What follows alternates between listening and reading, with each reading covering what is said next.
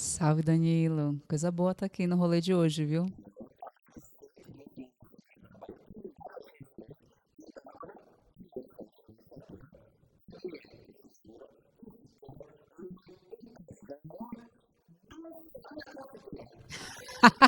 Só tiro crossfiteira, mas sou ligada nas atividades físicas, adoro.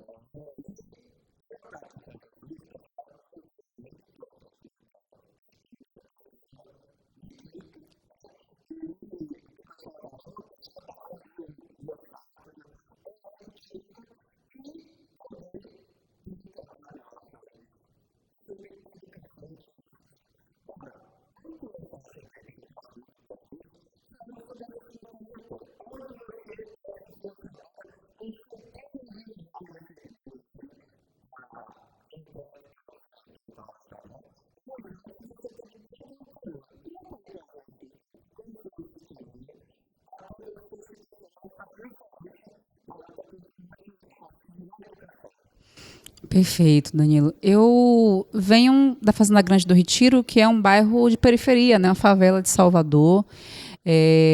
Tem uma ancestralidade materna de quilombo, então minha mãe vem de um quilombo com 9 anos de idade, trabalhar em Salvador como empregada doméstica, né? Que naquela época era muito comum essa coisa de traz a menina aí do interior para morar aqui, para fazer companhia para fulana, mas na realidade era uma prática de trabalho semi-escravo.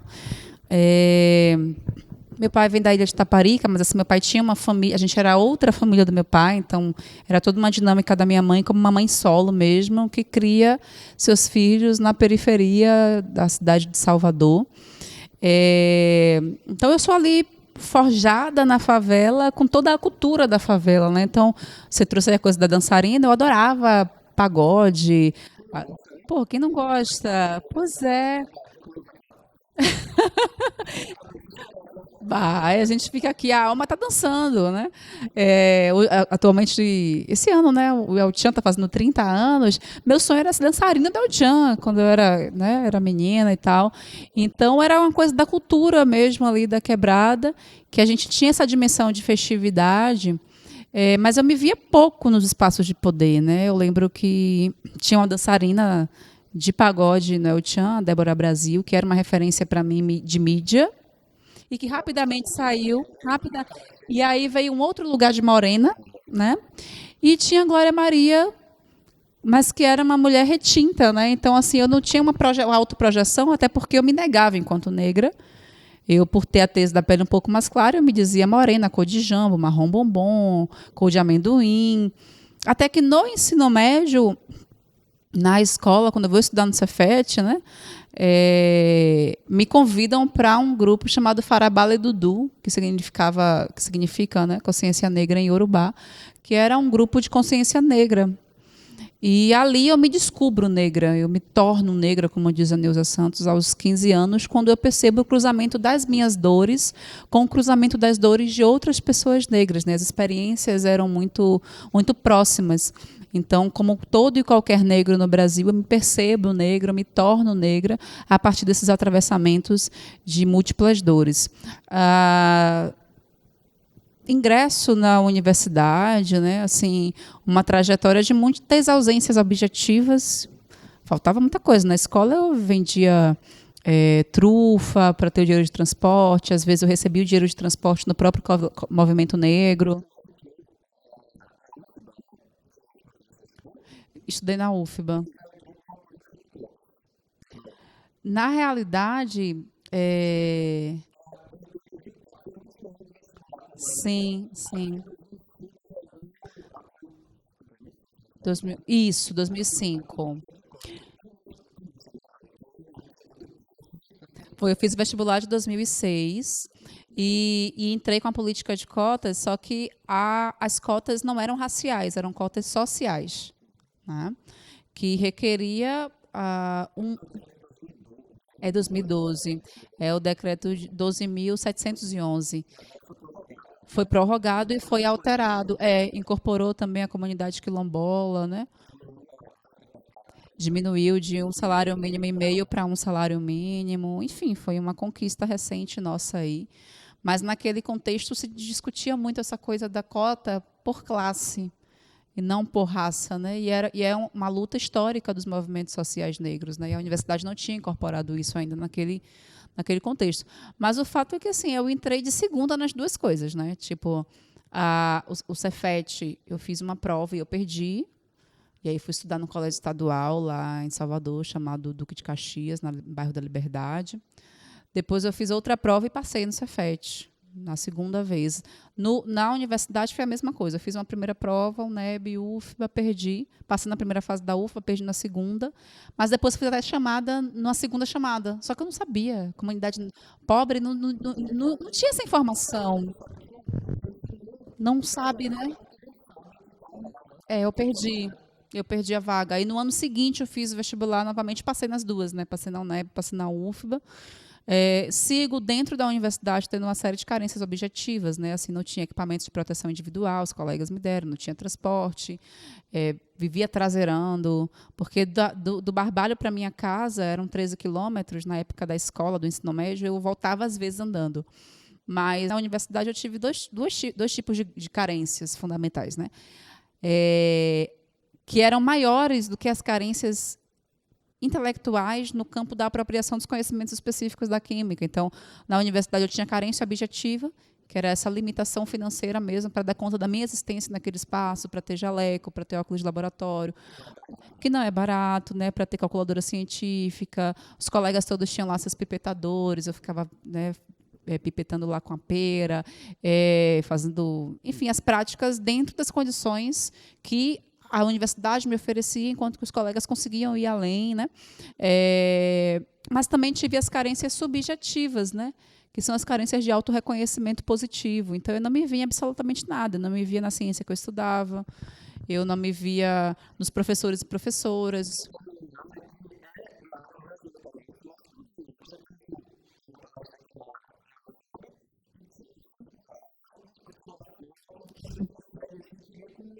Sim,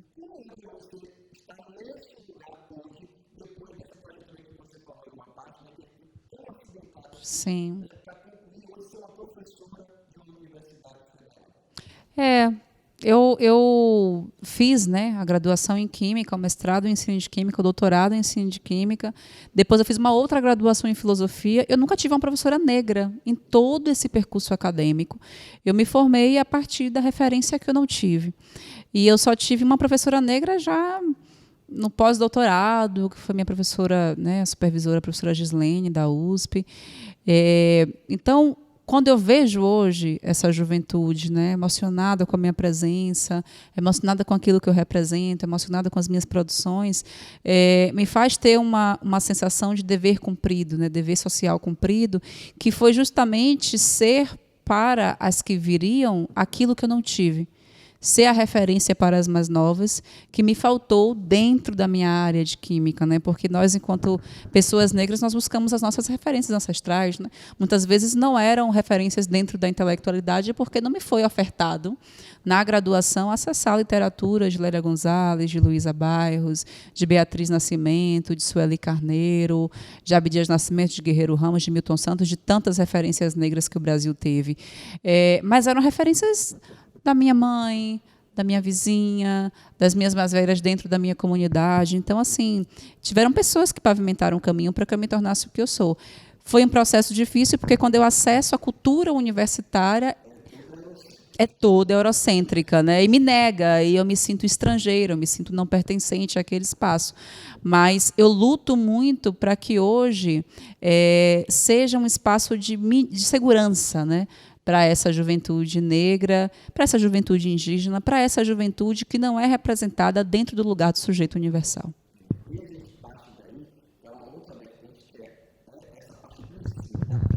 Sim,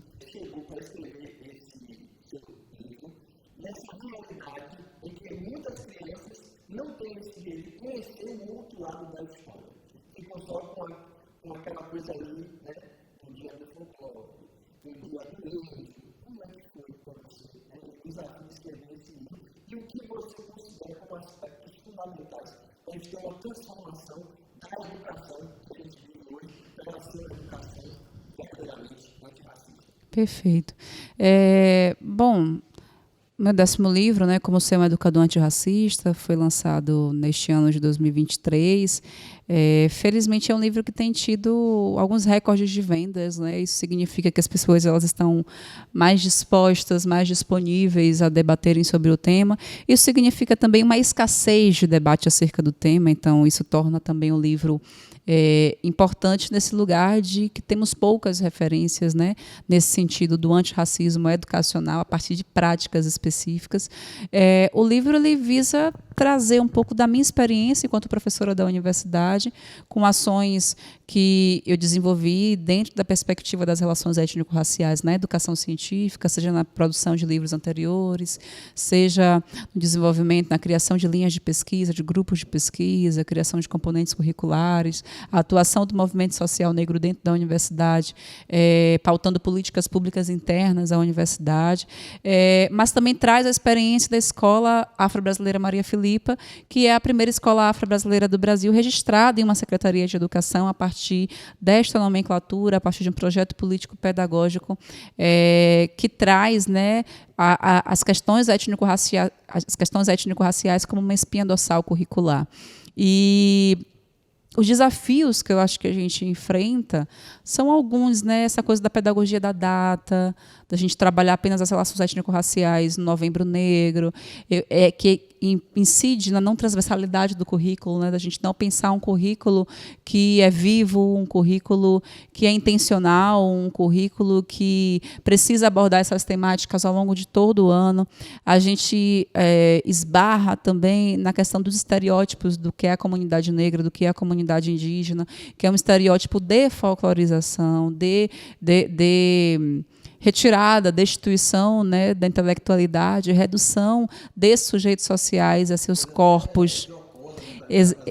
Exatamente. Entretenimento, é uma dimensão de entretenimento, né? Então, assim, nos retira o poder da produção intelectual. Muitas vezes a escola reforça muito esses lugares, né? Eu penso que é muito importante a gente pautar uma alteração da escola no sentido das suas estruturas. Então, é necessário pensar currículo na escola, currículo fugindo de uma premissa eurocêntrica. É necessário pensar a formação de professores e professoras, porque esse conhecimento não vai vir telepaticamente, isso vai ter que... Ficam reproduzindo, é uma dimensão tácita, inclusive formativa acadêmica. De onde eu vim, eu trago esses marcadores, né, pedagógicos e levo adiante. Então, é importante repensar a formação de professores, incluindo disciplinas de relações étnico-raciais para todos os cursos de formação de professores e, se possível, para todos os cursos de uma universidade, né, em um país que vive uma dimensão de um racismo que foi estrutural e estruturante de múltiplos complexos sociais da área da saúde, da área da comunicação, da área da educação, da área da política institucional. Então, um país forjado pela opressão basilar de raça, né? Então, é muito importante isso estar presente na formação de todos os profissionais, né? Então, acho que são essas as questões, né? Problematizar o currículo. Professora, escritora, influenciadora digital, e eu não poderia terminar esse bate-papo sem falar dessa sua vida nas redes sociais.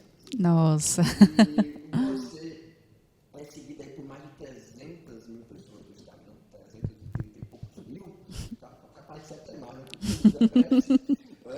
E aí, como é que você faz para produzir esse conteúdo que é tão assistido, que chega a tantas pessoas e não pode, a gente não pode deixar de falar, quando está falando de rede social, dos haters, né?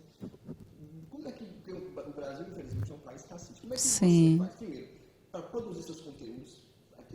Como é que você faz esse planejamento? E segundo, como é que você lida com esse tanto de gente preconceituosa, racista, que infelizmente a gente ainda tem que conviver aqui no Brasil?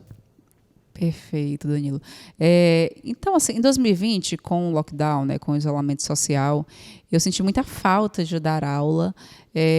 A UFBA não voltou de cara, voltou no segundo semestre de 2000, com um semestre meio suplementar, que os professores poderiam aderir ou não. Só em 2021 que foi efetivamente assim que todos os professores teriam uma carga horária online, né? Então, eu sentia muita falta das atividades de ensino. Eu gostava muito de dar aula, né? E aí eu comecei a fazer alguns vídeos nos destaques no meu Instagram, falando sobre temáticas, mito da democracia racial, branquitude, pacto narcísico da branquitude, interseccionalidade, né, articulação entre raça, gênero e classe. Comecei a fazer algumas falas e as pessoas começaram a gostar muito e se habituar com aquilo. Me pediram que eu levasse aquilo para o YouTube. Eu acabei inicialmente tentando, mas assim, eu com muitas limitações, eu tinha muita dificuldade com, não de falar em público, mas com a tecnologia. Eu sempre fui muito cabeçuda assim para essas questões. Aprendeu rápido, né? Não, mas se você perceber, é uma coisa de uma espontaneidade artesanal ainda, assim, sabe? Eu saco um celular e faço um vídeo, tipo assim, eu sou uma pessoa que eu não tenho um cronograma de postagem, eu sou uma pessoa que me vem ideias, aí eu tenho um bloquinho de notas que eu vou colocando, aí algum dia eu falava, vou lá caçar aquela ideia. Eu sou uma pessoa muito do sentir, né?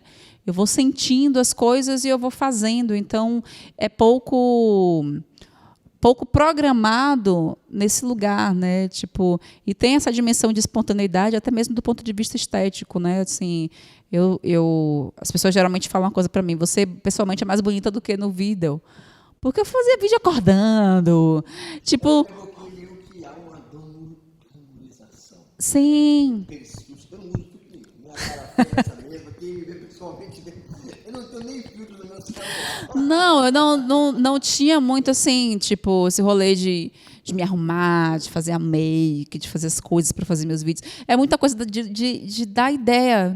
Minha preocupação é muito transmitir, né, assim, socializar uma perspectiva de mundo, de análise em torno daquele dado fenômeno social.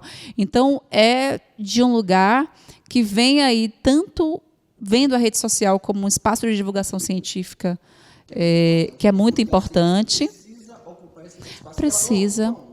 Precisa. A gente tem uma visão muito quadrada de divulgação científica e muita coisa boa que é feita nas universidades, como um todo, elas não passam dos números da universidade. Exatamente, ou seja, é necessário socializar o conhecimento científico, o conhecimento acadêmico, popularizar a ciência, né?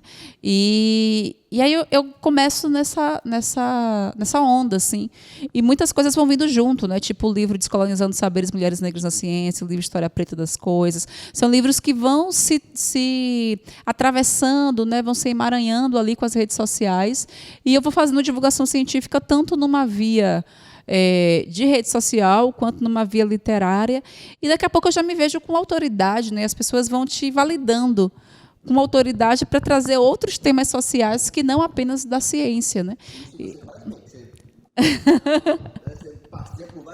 Vários temas. Você falou aí de mais de 300 mil seguidores que eu tenho, mas que são uma bolha revolucionária, uma bolha antirracista, uma bolha contra todas as opressões estruturais, né? Anti-LGBTfóbica, antipatriarcal, anticlassista, etc, etc. E é uma bolha. E é importante a gente entender como o mundo opera fora da bolha. E quem me mostra isso são os haters, porque, tipo, eu ganharam uma proporção enorme e na política. Exatamente. Vereador, um caminho de desinformação. Eles são adoecedores, óbvio, mas a gente busca, tipo assim, uma centralidade emocional para lidar com isso, né? Então, tipo, não é sobre mim, é sobre ele. É sobre o racismo que ele reverbera, é sobre o machismo que ele traz, é sobre a perspectiva classista que ele difunde no mundo. Então, não pode ser uma doença que tem que nos atingir, né? E criaram assim, um sistema muito eficiente. Exato. Que não é bom. Sim. Que mais pessoas tivessem acesso a publicar suas ideias, Perfeito. gerar conteúdo, né? Hoje temos uma classe, né, muito grande de pessoas que são influenciadores, cada um mexendo com sua área de interesse, que conseguem viver disso, né? Sim. Mas, por outro lado, a gente tem um grupo que trabalha só para gerar, assim, né? Desinformação. E gerar, Isso. muito obrigado pela sua participação em nosso programa. Vou pedir que você deixe aí sua rede social. Quem não segue ainda, Qual é o endereço no Instagram? @uma intelectual diferentona. Sugiro também que sigam a Escola Maria Filipa, que foi a escola que eu idealizei, que, enfim, tem todo o processo pedagógico descrito no livro Como Ser um Educador Antirracista, que você pode também comprar aí nas livrarias virtuais. São 10, é. 10, né? Ela não é as livros, mas é 10. Livro é 10. Obrigada, Danila. O Rony está sempre de portas abertas aí. Se vai lançando novos livros, qualquer coisa, vou deixar o contato. Então, Por favor. Já mandei o livro próximo para a editora, então daqui a pouco a gente vai ter outro papo para rolar. Legal calcinha, tem volume 30. Obrigada, meu querido. Um beijo grande, gente. Até a próxima.